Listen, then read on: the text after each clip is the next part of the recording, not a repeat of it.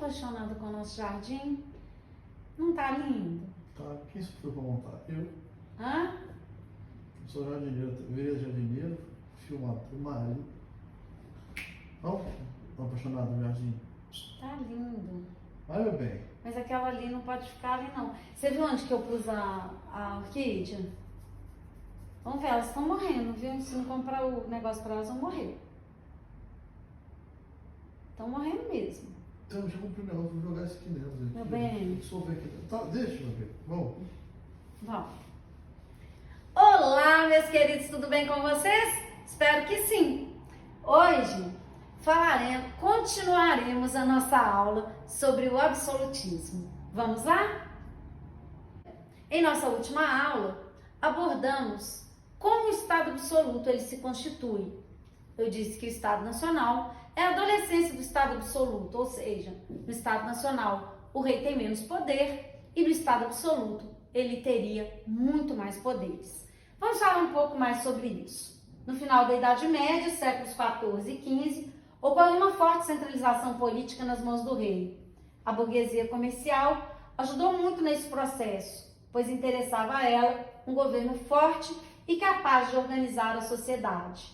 Portanto, a burguesia forneceu apoio político e financeiro aos reis, que em troca criaram um sistema administrativo eficiente, unificando moedas e impostos e melhorando a segurança dentro de seus reinos.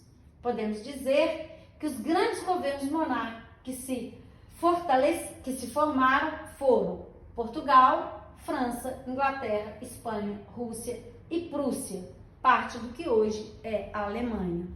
Vão ser onde vão se constituir estados absolutos com um rei muito poderoso. Como veremos, a forma como ocorreu esse fortalecimento. Bem, nessa época, o rei concentrava praticamente todos os poderes, criava leis sem autorização ou privação política da sociedade, criava impostos, taxas e obrigações de acordo com seus interesses econômicos, agia em assuntos religiosos, chegando até mesmo a controlar o clero em algumas regiões. Todos os luxos e gastos eram mantidos pelos impostos e taxas pagos, principalmente pela população mais pobre. Essa tinha pouco poder político para exigir ou negociar. Os reis usavam a força e a violência de seus exércitos para reprimir, prender ou até mesmo matar qualquer pessoa que fosse contrária aos interesses ou leis definidos pelos monarcas. Bem, temos aí alguns exemplos de monarcas absolutos que são ícones do absolutismo. Na primeira foto, temos Henrique VIII, o rei inglês. Na segunda foto, temos Luís XIV, aquele que foi considerado o rei sol, com a famosa frase, o Estado sou eu. Como que fala em francês? Je suis l'État. Je suis l'État. O Estado sou eu. E na última foto, temos a foto de Filipe II, o rei da Espanha. Todos eles, como disse, ícones do Estado absoluto. Esses reis, eles foram ícones, como eu disse, do Estado absoluto. O que é importante entendermos? Eu tenho absolutismo na teoria e na prática. Na prática, o poder do rei, obviamente, de alguma forma era limitado.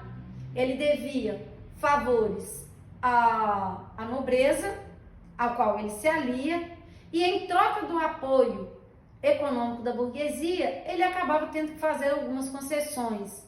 A própria igreja, muitas vezes, impôs alguns limites ao poder do rei. Porém, na teoria, o poder do rei, como veremos, é ilimitado. Por isso vão surgir teóricos ou filósofos absolutistas para justificar esse poder ilimitado do rei. Vamos ver um pouco desses filósofos. O primeiro filósofo que iremos abordar é Nicolau Maquiavel. É importante observarmos aqui o seguinte: todos esses teóricos que iremos abordar agora são indiscutivelmente o assunto mais cobrado a respeito de absolutismo nas provas. Não tem como não saber, pelo menos o básico, a respeito de cada um desses filósofos. Por exemplo, Maquiavel que viveu de 1469 a 1527. Alguns historiadores contestam a classificação de Maquiavel como um defensor do absolutismo. Alguns o consideram mais republicano do que absolutista de fato.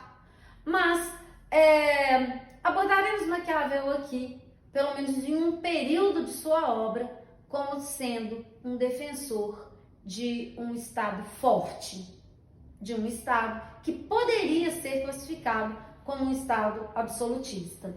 Maquiavel, por isso coloco aqui, não era propriamente um absolutista, mas um renascentista e antropocêntrico. A principal obra de Maquiavel é a obra O Príncipe. A teoria de Maquiavel é baseada na separação entre política e religião. O que Maquiavel traz de novidade política é justamente essa ideia de que política é política e religião é religião, que não deveriam se misturar. Por isso ele é considerado o pai da política moderna.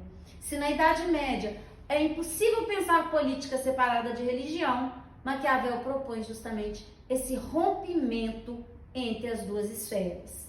Ele trabalha com um conceito importantíssimo em sua obra, que na verdade é o quê? O Príncipe nada mais é do que um manual de comportamento político para o governante. Maquiavel viveu na Itália, em Florença, e ele escreve, na verdade, essa obra para Lourenço de Médici, o príncipe de Florença.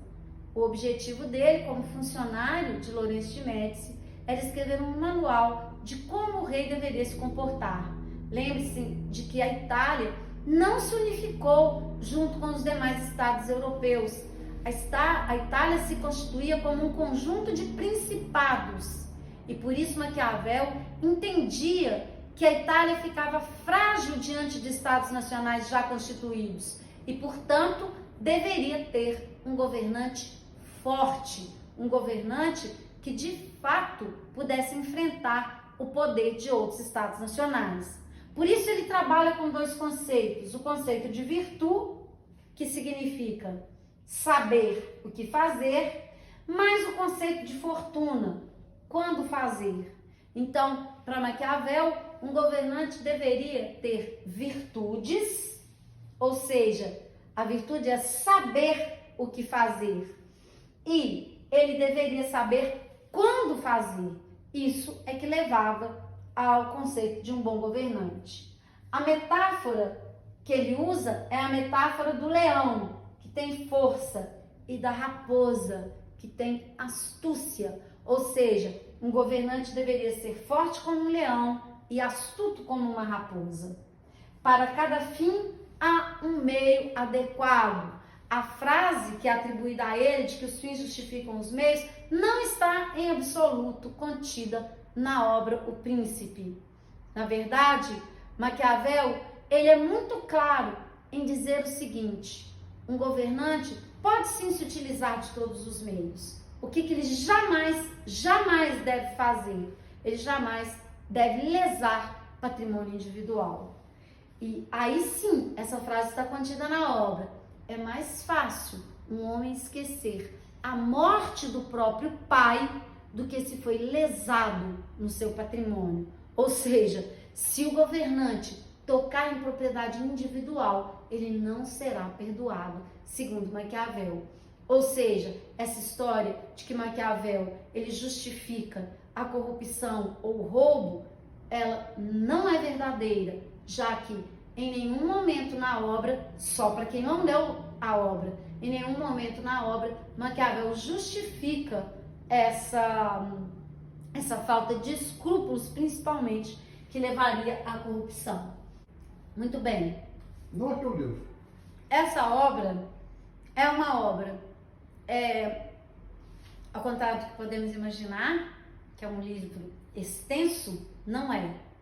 É um livro com relativamente poucas páginas, mas de uma complexidade muito grande.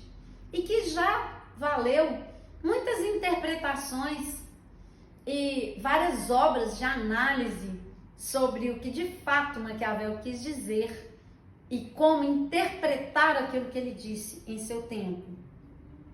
Portanto, é preciso muito cuidado em analisar essas ideias contidas nessa importante obra. Bem, temos aí um senso comum que acabou fundamentando essa obra, o chamado mito do maquiavelismo, que leva à ideia de que Maquiavel ele justificava qualquer tipo de ação, como eu já disse, o que na verdade não é verdade. Quando chamamos alguém de maquiavélico, quer dizer que é uma pessoa astuta, que planeja antes de executar o mal. O que na verdade Maquiavel fez foi promover uma grande contribuição à política moderna, no sentido de entendimento, como já dissemos, de separação entre aquilo que é a esfera da política e aquilo que é a esfera da religião. Na próxima aula abordaremos um próximo filósofo muito importante.